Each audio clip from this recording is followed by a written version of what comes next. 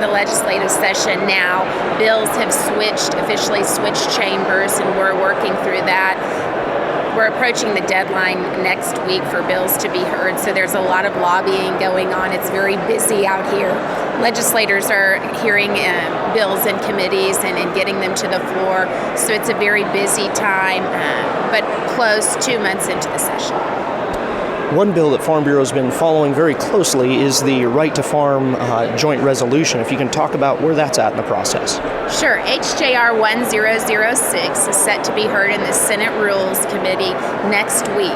And of course, Senator A.J. Griffin is the chair of that committee, who has been very active legislator for Oklahoma Farm Bureau, comes from a district that contains many rural Oklahomans.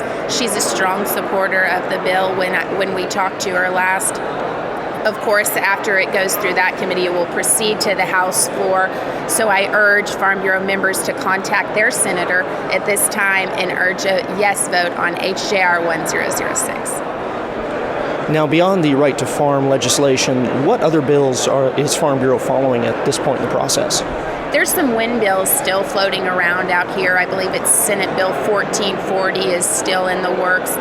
They're working on that bill, both lobbyist groups. That bill essentially imposes a moratorium, or it started out imposing a moratorium on the eastern half of this state.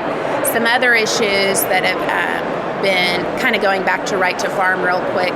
That's important legislation for us because of issues like the chicken cages in California and those sorts of things. And Attorney General Scott Pruitt has been very supportive of those issues and for agriculture in the past couple of months. So we thank him for his support on that issue. And Right to Farm just really tightens up that issue for animal rights activists not to be able to come in Oklahoma and tell us how to farm and ranch.